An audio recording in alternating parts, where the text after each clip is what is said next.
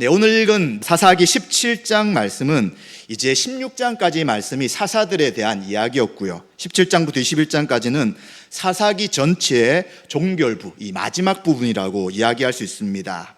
이제 사사에 대한 이야기는 마무리하고 지금 이 이야기는 언제 시대인지 어떤 시점인지는 분명치 않지만 사사기 전체의 분위기가 어땠는지를 이야기하며 이 사사시대 상황을 설명해 주고 있습니다.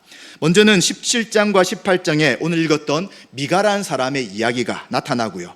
이 미가 이야기를 통해서 종교적인 혼란, 다르게 표현한다면 종교적 타락이 얼마나 사사시대에 심했는지를 말씀합니다. 또 두 번째는 레위인의 첩이 있었는데 이 첩에게 일어났던 이야기들이 19장부터 21장 나타납니다. 이것을 통해서 하나님의 백성이었던 이스라엘 백성들 가운데 도덕적으로 얼마나 부패했는지를 고발해 주고 있습니다. 이처럼 이스라엘 백성들의 종교적인 타락과 도덕적인 부패의 원인은 다음의 말씀에 반복되는 것을 통해서 알 수 있게 됩니다. 사사기 17장 6절과 21장 25절에 보시면 오늘 제목처럼 그때는 이스라엘에 왕이 없었으므로 자기 소견에 옳은 대로 행하였더라. 왜 종교적 타락과 그리고 도덕적인 그러한 어려움들이 있었는가 할 때에 왕이 없었는데 각각 자기 소견에 옳은 대로 행했다라고 이야기해 주고 있습니다. 오늘 이 17장 말씀을 통해서 이스라엘 백성들의 종교적인 타락의 이유가 무엇인지를 생각하며 우리에게 주시는 교훈을 살피며 함께 은혜를 나누고자 합니다. 먼저 17장 1절부터 6절까지에 보시면 미가라는 사람이 나타납니다. 지금 17장과 18장의 이 주인공이라고 할 수 있습니다. 이 미가의 뜻은 굉장히 좋은 뜻입니다. 여호와와 같은 분은 이 세상에 아무도 없다. 하나님만이, 여호와 하나님만이 참된 신이다 라는 이름으로 미가란 이름을 짓게 되었습니다. 그리고 이 미가가 사는 곳은 에브라임 산지에 살고 있기 때문에 에브라임 지파라고 할 수 있습니다. 그래서 이 이야기는 북쪽에 있는 에브라임 지파의 미가란 사람에게 있었던 이야기입니다. 이 미가의 가정을 통해서 종교적인 타락이 얼마나 심했는지를 이야기해 주고 있고요. 이것은 미가뿐만 아니라 에브라임 산지에 살고 있는 대부분의 이스라엘 백성들이 있었던 일이고요. 이것은 북쪽뿐만 아니라 남쪽 유다나 또 베냐민 모든 이스라엘 백성 전체가 이 사사 시대의 종교적인 타락 가운데 있다는 것을 이야기해 주는 대표적인 예라고 할 수 있습니다. 이 미가가 이제 어머니와 함께 있다가 어머니가 갑자기 뭐라고 하냐면 자신의 돈을 잃어버린 것 때문에 누군가를 저주하게 됩니다. 그런데 이 저주하는 이야기를 미가가 듣고 그것을 돌려주는 이야기가 나타나고 있습니다. 사사기 17장 2절을 좀 우리가 잘 이해할 수 있도록 우리말 성경으로 같이 한번 읽어보도록 하겠습니다. 같이 읽습니다. 그가 자기 어머니에게 말했습니다. 어머니가 은 1100세겔을 잃어버리셨을 때 그 일 때문에 저주하시는 말씀을 제가 들은 적이 있습니다. 보십시오. 그 은을 제가 갖고 있습니다. 제가 그것을 가져갔습니다. 그의 어머니가 말했습니다. 내 아들아, 내가 여호와께 복을 받을 것이다. 아멘. 굉장히 큰 돈을 어머니가 가지고 있다가 잊어버렸습니다. 그런데 어머니가 화가 나니까 어떻게 했다고요? 저주를 퍼붓자. 하나님이 그 돈을 훔쳐간 자를 저주할 것이다. 이렇게 했는데 그 이야기를 미가가 들은 거예요. 그리고 미가가 굉장히 두려웠습니다. 내가 돈을 가져갔는데 하나님에게 지금 저주를 하라고 하시니까 미가가 뜨끔해서 그 돈을 다시 어머니 앞에 돌려주게 되었습니다. 그런데 미가의 어머니가 그 이야기를 듣고 어떻게 반응했냐면 뭐라고 했습니까? 내 아들아, 여호와께 복 받기를 원한다. 자, 일반적으로 이게 맞는 이야기인가요? 틀린 이야기인가요? 네, 어머니의 돈을 아들이 훔쳐갔어요. 만약 저주하지 않았다면 그 돈을 어떻게 썼는지도 알 수 없었고 누가 가져갔는지도 알 수 없었는데 도리어 어머니는 그 저주의 이야기를 듣고 두려움 때문에 다시 돌려준 것 가지고 아들에게 여호와의 복이 있을 것이다 라고 축복을 하는 것입니다. 그리고 복 받기를 원한다고 하면서 이 어머니가 어떤 말을 하고 어떤 행동을 하는지를 나타내고 있습니다. 3, 4절에 보시면 그가 뭐라고 하냐면 어머니가 내가 내 아들을 위하여 한 신상을 새기며 한 신상을 부어 만들기 위해 내 손에서 인을 여호와께 거룩히 드리노라 라고 이야기하고 있습니다. 그리고는 200을 은장색에 주어서 한 신상을 새기며 한 신상을 만들었다라고 이야기합니다. 그리고 결과가 어떻게 되었느냐? 그 신상이 미가의 집에 계속해서 남게 되었습니다. 그런데 사사기 18장 31절에는 이 신상이 다른 지파로 넘어갑니다. 한번 읽어보도록 하겠습니다. 어느 지파로 갔는지 같이 읽습니다. 하나님의 집이 실로에 있을 동안에 미가가 만든 바 새긴 신상이 단 자손에게 있었더라. 아멘. 다음 18장에 왜 에브라임 지파 사람 미가가 가지고 있던 신상이 단 지파에 갔는지를 살펴보고, 혹시 너무 궁금하신 분들은 오늘 집에 돌아가셔서 18장의 내용을 한번 읽어보시면 될 것 같습니다. 이 신상이 무엇입니까? 우상입니다. 우상. 그런데 아들에게 여호와께 복을 받을 것이다 라고 이야기하며 은 200을 가지고 신상을 만들게 하고 그 신상을 아들에게 주었다는 것입니다. 이것이 도대체 무슨 이야기입니까? 어머니가 아들의 행동을 책망하고 그가 다시는 그런 잘못된 일을 하지 않도록 했음에도 불구하고 도리어 하나님께 복을 받으라고 이야기하며 우상을 만들고 그 우상을 섬기도록 하는 일들을 하고 있습니다. 이유는 뭐냐면 어머니가 저주를 했는데 그 저주의 대상이 아들인 것이죠. 그러니까 어떻게 합니까? 아들이 저주에서 벗어나도록 하기 위해서 생각하다 보니까 그래, 신상을 하나 만들어서 하나님 앞에 바치면 하나님이 이제 우리 아들에게 저주를 내리지 않겠지라고 생각했다는 것입니다. 그런데 우리는 알고 있습니다. 성경에 특별히 십계명에 뭐라고 합니까? 우상을 새겨 만들지 말라고 분명히 이야기합니다. 하늘에서나 땅에서나 어떤 것의 형상이라도 만들지 말라고 이야기하는데 이 미가의 어머니는 하나님을 섬긴다고 이야기하며 또 도리 아들에게 복을 구한다고 이야기하며 우상을 만들어서 그 우상을 섬기도록 하고 있다는 것입니다. 얼마나 잘못된 생각 가운데 있습니까? 복을 주시는 분은 하나님이신데 이 복은 사람이 어떻게 해서 줄 수 있는 것이 아니라 하나님의 뜻과 말씀대로 행할 때 주시는 것입니다. 그런데 자신의 어떤 행동, 자신이 돈을 바치는 것, 어떤 무엇인가 만들어서 하나님에게 드린다는 그것 때문에 하나님이 복을 주실 것이다 라고 그는 착각하고 있었던 것입니다. 이것이 얼마나 우상 숭배이며 십계명을 왜곡하는 악한 일이었는데 그것이 일상적으로 나타난 그러한 행동이었던 것을 보게 되는 것입니다. 그러면서 이제 미가는 자신에게 신당, 이제 신을 섬기는, 우상을 섬기는 신당이었겠죠. 제사를 지내는 곳이 있었고 그곳에 이제 신상을 넣게 됩니다. 그러면서 하는 것이 또 뭐냐면 에봇과 드라빔을 만들면서 아들 중에 한 명을 자신의 집을 위한 제사장으로 삼게 됩니다. 에봇은 우리가 알다시피 본래 대제사장, 제사장이 입는 옷이었습니다. 그리고 제사장은 이 옷을 입고 하나님의 뜻이 무엇인지를 이제 주문에 있는 흑돌과 백돌을 통해 하나님의 뜻을 분별하는 그런 역할을 하는 것이 에봇이었습니다. 그런데 이 에봇이 나중에는 우상 숭배하는 도구가 되어버립니다. 이제 하나님 뜻을 알게 되니까 이것을 에봇을 우상으로 만들어 가지고 이제 우상화되는 일들을 이스라엘 백성들을 하게 되는 것이죠. 또 드라빔은 무엇이었냐면 가정의 수호신이나 점치는 일에 사용되었던 우상입니다.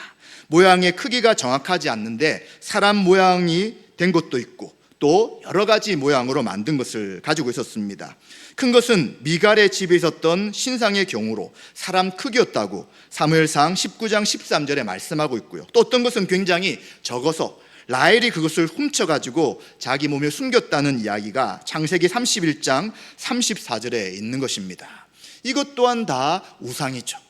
신상을 만들어서 그 신당에다가 놔둘 뿐만 아니라 또 에봇, 제사장만이 입을 수 있는 그 옷과 그리고 또 드라빔이라는 우상을 가지고 또 그것을 가지고 하나님을 섬기려고 하는 그 악을 행하고 있는 것입니다. 그것뿐만 아니죠. 아들 중에 한 명을 제사장으로 삼게 됩니다.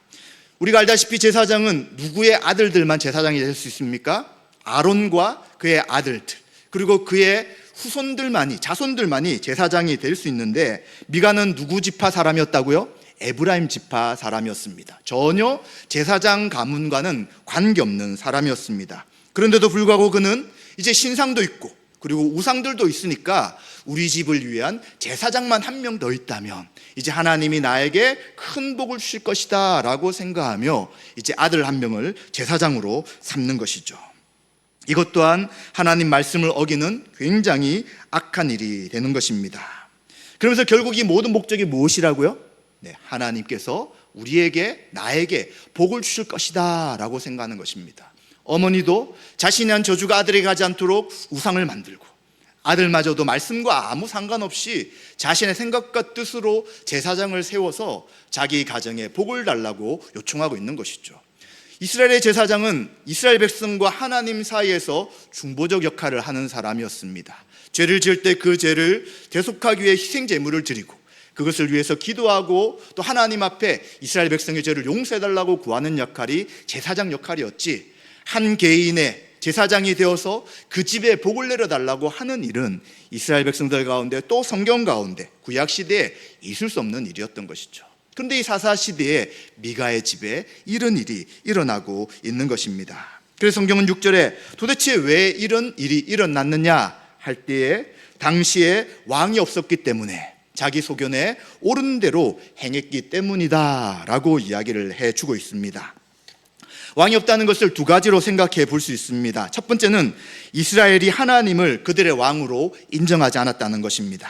이스라엘은 우리가 알다시피 애굽의 노예로 살고 있었습니다. 모세를 통해서 그를 부르시고 그들의 조상에게 하신 그 약속을 지키시기 위해 그들을 출애굽하게 하셨습니다. 참된 자유를 주시고요, 이제 가나안 땅을 정착하게 하셔서 이제 하나님을 섬기는 백성으로, 또 하나님은 다른 민족들이 아닌 이스라엘 사람들의 하나님으로, 그리고 그들을 하나님 백성으로 삼겠다라고 약속하시며 그들에게 하나님을 섬기는 특권, 또 하나님의 복을 누리는 특권을 주신 것입니다.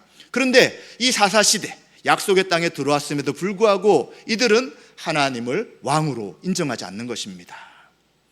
이스라엘 백성들 가운데 살아계신 하나님 역사하셨음에도 불구하고 사사시대를 봤을 때도, 사사가 나타났을 때는 잠깐 하나님을 섬기는 것처럼 하다가, 또 사사시대가 지나면 또 우상을 섬기고, 나중에는 사사들마저도 타락하여서 하나님을 섬기지 않고 우상과 겸하여 섬기는 일들을 반복하고 있었던 것이죠. 그래서 가나안 땅에서 하나님이 우리의 왕이십니다 라고 인정하는 것이 아니라, 옆에 있던 이방인이 섬기던 우상을 같이 섬기며 왕이 없으니까 내가 생각하는 바 옳은 대로 행동하겠다라고 했다는 것입니다. 또 한 가지, 왕이 없다는 것은 이제 왕이 필요하다는 것입니다. 여호와를 왕으로 섬겨함에도 불구하고 이스라엘 백성들은 눈에 보이는 왕이 없기 때문에 눈에 보이지 않는 하나님을 왕으로 인정하지 않았던 것이죠. 그래서 하나님과 약속을 지키며 하나님을 섬기도록 하며 그들에게 바른 하나님 말씀을 가르치며 통치하는 온전한 왕이 필요하다는 것입니다. 그래서 너희들에게 왕이 없기 때문에 그렇다면 내가 하나님을 잘 섬기는, 내 마음에 합한 왕을 주시겠다라는 그 의미도 된다는 것입니다. 그래서 사사시대가 지나면 그 다음에 하나님 합한 다윗이 나오게 되고요, 이 징검다리 가운데 있는 것이 룻기가 된다고 할 수 있는 것입니다.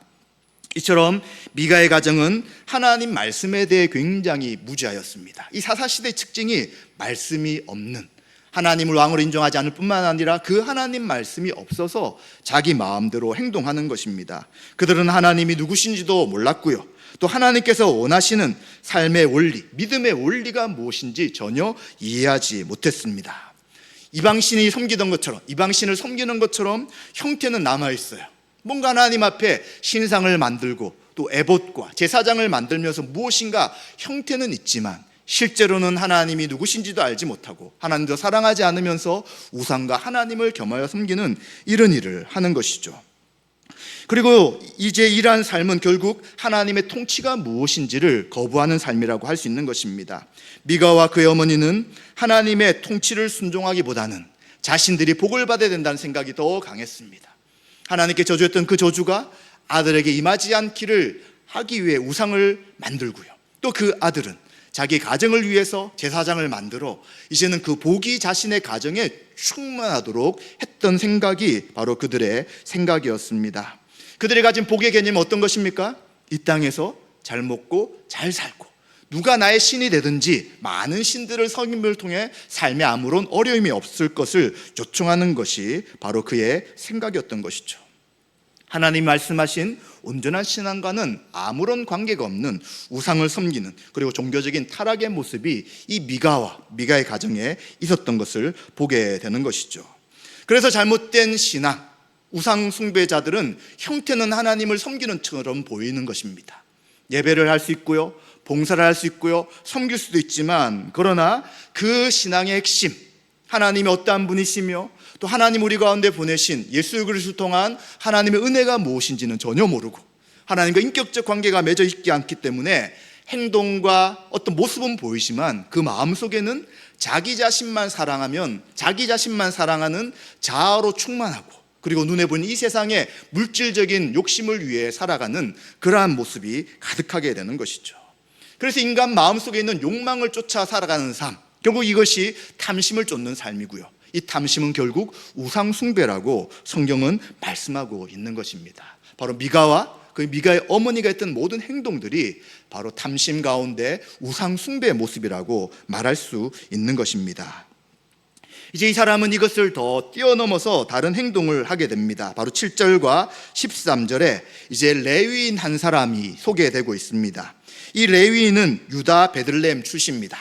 그래서 이제 이 레위인이 누구냐면 제사장이 되는 일부와 아론의 직계 자손들이 아들들이 제사장이 된다면 그 외의 사람들, 레위인들은 이제 섬기게 되는, 하나님 앞에 제사 지내는 것을, 예배드리는 것을 섬기는 사람들인데, 이 레위인이 베들레헴에 또 유다 지파에 살고 있다가 이제 거주할 곳을 찾아서 이동하다가 이 에브라임 지파 미가의 집에 도착하게 됩니다.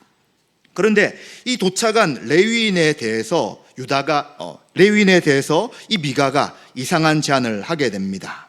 레위인은 그에게 뭐라고 요청하냐면, 레위인에게 뭐라고 미가가 요청하냐면 내 집에 제사장이 되어달라 이야기합니다. 자, 지금 누가 제사장입니까?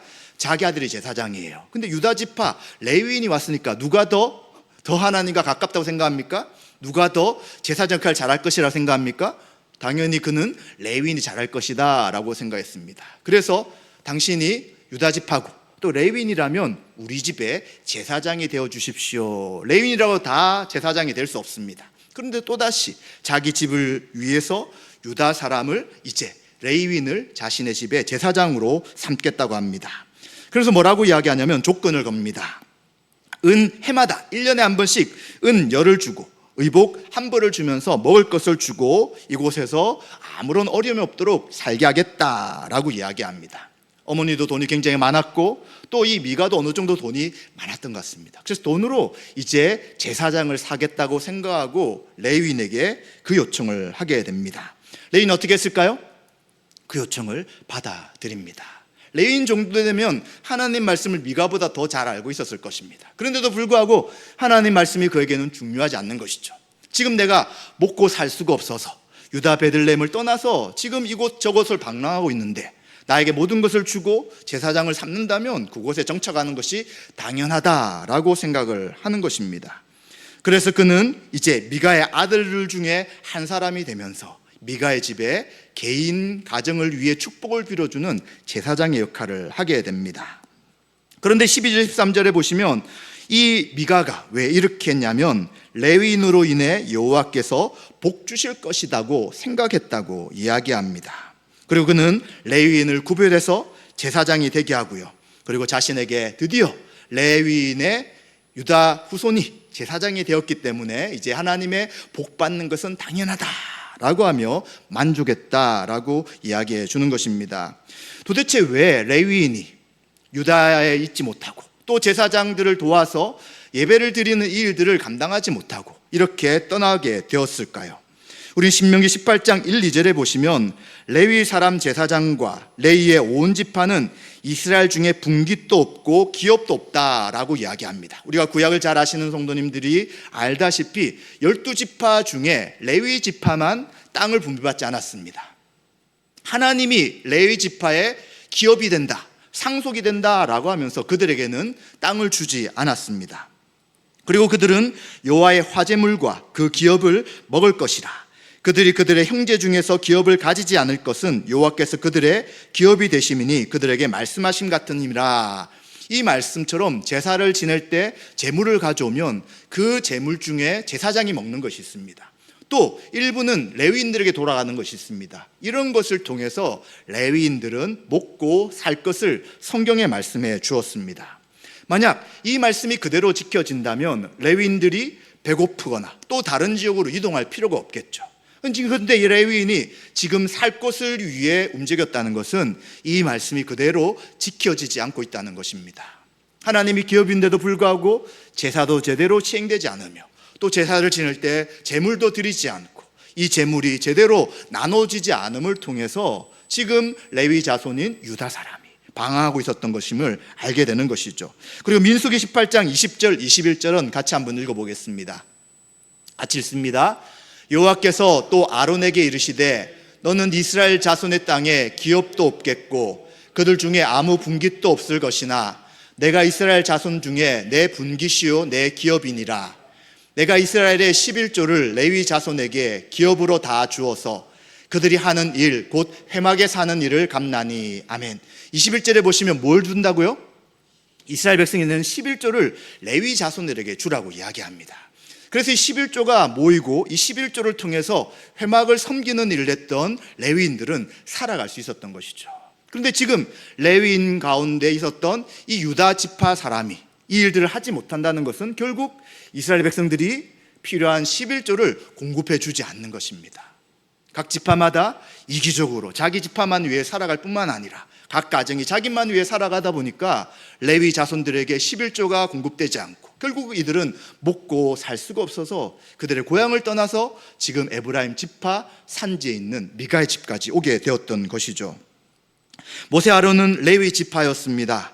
아론의 아들들 중 제사장이 되고 나머지 레위인은 제사장을 도와 성전의 일을 하도록 하였습니다. 따라서 레위인은 하나님을 기업, 상속으로 삼았고요. 또 이 땅의 것을 기업으로 삼지 않았습니다. 그래서 그들은 농사를 짓거나 하지 않고 바로 이스라엘 지파들이 주는 각 지파가 주는 11조로 그들은 생활하게 된 것이죠.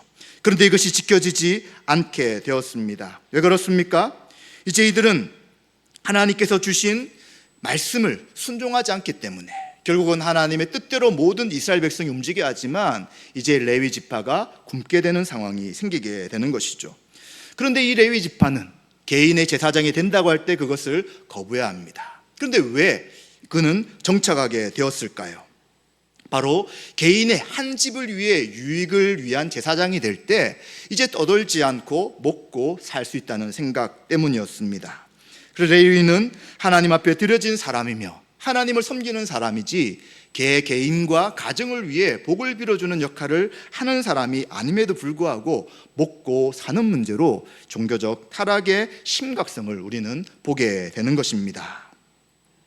또한 자신을 위해 레위인으로 제사장을 삼는 것이 가능할까요? 그렇지 않는 것이죠.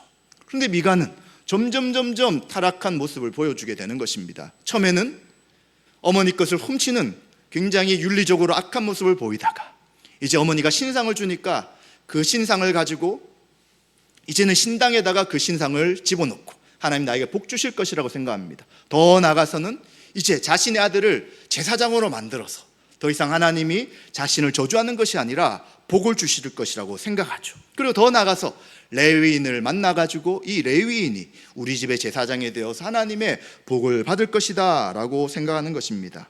도대체 뭐가 복입니까? 도대체 어떻게 할 때 복을 받는 것입니까? 이스라엘은 이방인들과 다른 사람들입니다. 하나님이 그들과 함께 하시고 하나님 그들에게 맺은 언약 가운데 말씀대로 순종하며 살아갈 때 하나님이 그 땅에서 가난함이 없게 하시고 이방인들에게 침략받지 않을 것이라고 말씀했습니다. 그런데 사사시대는 놀랍게도 계속해서 이방인의 침략을 받습니다. 배고픔과 고통 가운데 살아갑니다. 이유가 무엇입니까? 하나님이 안 계시기 때문이 아니라 하나님이 계심에도 불구하고 이스라엘 백성들이 하나님을 하나님으로 인정하지 않고 자기 자신을 위해 우상을 섬기며 우상을 섬기면서도 불구하고 하나님이 아니라 자신에게 물질적인 복을 달라고 이방인들처럼 이 땅에서 농사가 잘 지어지고 가족에 아무런 어려움이 없다고 요구하기 때문에 결국 그들은 하나님이 버리시고 그들이 잘못한 것을 깨우치도록 심판하시는 것을 우리는 알게 되는 것입니다. 이처럼 사사기 17장에 이스라엘 백성이 종교적으로 얼마나 타락했는지 모습을 보여주고 있습니다. 하나님 말씀대로 종교적 의식이 행해져야 되고 하나님과의 관계 속에서 하나님 말씀이 지켜야 되지만 이스라엘 사람들, 특히 미가를 대표하는 그 에브라임 지파 사람들은 하나님 말씀을 자기 자신의 욕망을 위해 사용하는 것으로 왜곡시키고 하나님이 누구신지도 알지 못하며 자신들이 원하는 방식으로 신앙생활에 나가는 것을 보게 되는 것입니다. 이것은 바로 우상을 섬기는 것과 똑같습니다. 우상이 무엇입니까? 없는 거예요. 능력이 없습니다. 살아있지도 않습니다. 인간이 자신의 복을 위해서 어떤 존재를 만들고 이제 그것에게 빌고 또 그것을 위한 몇 가지 방식을 할 때 자신에게 복이 주어진다라고 말하는 것이죠. 어촌이나 또 큰 나무가 있는 곳이나 그런 곳곳에 가보면 다 무속신앙이 있는 곳과 마찬가지입니다. 사람이 살고 있는 모든 곳에는 우상들이 다 있는 거예요. 왜 그러냐면 우리 인간 마음에 창조주에 대한 마음이 있기 때문에 창조주 하나님을 모르는 대부분의 사람들은 이제 하나님이 아닌 세상에 있는 것, 눈에 보이는 것, 피조물을 우상으로 섬기게 되는 것이죠. 그런데 우상을 섬기는 가장 큰 이유는 자신에게 복을 달라는 것입니다. 이 땅에 살아가는 여러 가지 일 속에서 자신에게 필요한 것을 채워달라고 요청하는 것입니다. 고기를 잡으러 바다에 나가면 우리 배를 지켜달라고 요구하는 것입니다. 농사를 짓는다면 우리 집은 농사가 잘 되게 해주십시오라고 이야기합니다. 지금도 사람들이 뭔가 할 때마다 고사를 지내잖아요. 공사를 시작할 때, 차를 살 때, 집을 살 때 고사를 지내면서 이 집에 나쁜 일이 생기지 않고 차 사고가 나지 않고 사업이 잘 되게 해달라고 누구에게 비는 것입니까? 그냥 우상인 것입니다. 자기 욕망을 채우기 위해서 자기 뜻을 위해 우상을 섬기는 일들을 하고 있는 것입니다. 이것은 곧 자기를 숭배하는 것이고요. 결국 이 땅에서 잘 먹고 잘 살겠다는 기복주의적인 모습의 표현이라고 할 수 있는 것입니다. 그런데 이것뿐만 아니죠. 우리 목회자들이나 성도들도 마찬가지일 수 있습니다. 지금 이 레위 사람처럼 왜 제사장이 되느냐, 말씀과도 상관없는 왜 그 일들을 자기가 받아들이느냐, 먹고 살기 위한 것입니다. 목회자가 물질의 노예가 될 때, 그리고 세상적인 복을 계속해서 추구해 나갈 때 결국 목회자도 타락하게 되는 것이죠. 말씀을 지키며 말씀대로 살아가야 되며 이 땅의 가치관이 아닌 하나님 나라의 통치가 무엇인지를 말해야 될 목회자인 저 같은 경우도 물질과 세상의 눈이 어두워지면 결국은 타락하고 말씀을 왜곡해버리며 하나님의 뜻이 아니라 나의 뜻과 자기 뜻을 주장하며 그렇게 요청할 수 있다는 것입니다. 성도도 마찬가지죠.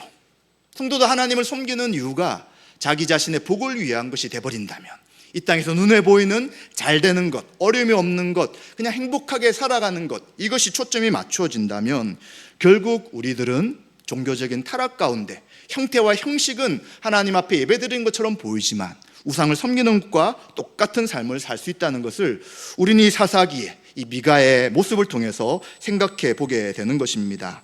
우리의 신앙생활이 무엇입니까? 허물과 죄로 죽었던 우리들, 하나님 앞에 원수되어 심판받기에 충분했던 우리들이 생명 없음을 말씀을 통해 알게 되는 것이죠. 예수님 나를 위해 십자가에 죽으시고 부활하시며 내가 다시 하나님 앞에 나가기 위해서는 그 예수님을 나의 주 나의 하나님으로 영접하며 이젠 하나님의 통치와 믿음과 또 하나님을 섬기는 삶을 살 것을 알게 되고 이제는 하나님의 뜻 가운데 살아가는 것이 바로 성도의 삶이 되는 것입니다. 우리의 믿음은 이 땅에 잘 먹고 잘 살자는 그것을 뛰어넘는 거예요. 죽었던 자가 다시 살아나서 창조주 하나님을 알며 그분을 예배하며 그분이 원하시는 믿음의 삶을 살아가자는 것이, 또 그분이 원하시는 거룩한 삶을 살아가자는 것이 바로 신앙의 핵심이죠. 그런데 이 신앙의 핵심을 잃어버리고 없어져 버리고 우상을 섬기며 자기 자신만 위해 살아가면서도 그것이 신앙이다라고 생각한다면 이것은 큰 착각이 되는 것입니다. 그렇다면 어떻게 하면 우리가 이 미가의 시대, 이 사사 시대와 같은 오류를 범하지 않고 살아계신 주님과 하나님을 의지하며 살아갈 수 있겠습니까? 그것은 이 사사 시대에 잘 이야기하는 자기 소견에 옳은 대로 행하지 않기 위해서는 하나님이 우리의 왕이 되어야 하는 것입니다. 예수님이 우리의 왕이 되어야 하는 것입니다. 예수님의 통치가 우리의 삶 가운데 나타날 때, 예수님의 통치가 우리 가정과 교회 가운데 나타날 때 우리가 믿음의 삶을 살 수 있는 것이죠. 예수님 이 땅에 육신을 가지고 오셨습니다. 그리고 하나님 나라가 어떠한 곳인지 선포하시며 다 알려주시고 가르쳐 주셨습니다. 그리고 세상에 왕처럼 행동했던 이 사단이 가지고 있던 죄와 사망의 권세를 다 깨트려 버렸습니다. 죽음의 권세도 깨뜨리시고 죽은 자를 부활케 하실 뿐만 아니라 예수님 자신이 죄가 없으시기에 3일 만에 다시 살아나셨습니다. 그리고 예수님은 그 모든 일들을 통해 하나님 나라의 복음이 무엇인지를 전하시고 또 그대로 행하시면서 우리들에게 참된 믿음의 길을 제시하시고 보여주신 것이죠. 그래서 우리는 예수님이 우리의 왕이시라면 예수님이 하신 그 말씀, 예수님이 사셨던 그 삶을 따라가는 것이 당연히 성도의 삶이 되는 것이죠. 그래서 우리는 하나님의 말씀, 즉 예수님이 누구시며 어떠한 일을 하셨는지를 잘 알아야 되는 것입니다. 그 말씀에 충분히 서 있고 그 말씀이 우리 가운데 가득할 때 우리는 그 하나님의 기준대로 살아갈 수 있지만 그 기준이 약화되고 없어지고 심해진다면 우린 또다시 하나님 말씀이 아닌 내가 왕이 되어 내가 원하는 대로 살 수도 있다는 것입니다. 그래서 우리는 주님이 나의 인생의 왕이시라면 주님이 원하시는 바가 무엇인지, 주님의 뜻이 무엇인지를 날마다 듣고 묵상하고 읽음을 통해 그 하나님의 뜻에 따라 살아가야 될 것이고요. 우리가 말씀으로 충만하다는 것은 곧 우리 가운데 계신 성령님이 우리를 다스리시고 인도하신다는 것이고요. 성령님의 인도하심이 있다면 우리는 나 자신을 위해 사는 삶을 내려놓고 이웃을 위해서, 즉 지체들을 위해 교회적 존재로 살아가는 것임을 우리는 기억해야 될 것입니다. 말씀 마무리하겠습니다. 우리는 이렇게 예배를 드리며 말씀을 배운 이유가 분명합니다. 하나님이 누구신지, 예수님이 어떠한 분이신지를 알고 그분의 뜻대로 살아가기 위한 것입니다. 우리는 예수님을 닮아가고요, 예수님의 생명이 우리 가운데 충만할 때 우리는 말씀에 순종하며 나 자신을 부인하며 우상을 섬기는 삶이 아니라 주님이 기뻐하시는 삶을 살아갈 것입니다. 하나님이 기뻐하시는 믿음의 삶을 살아가시는 저와 여러분 되시기를 주님의 이름으로 축원드립니다.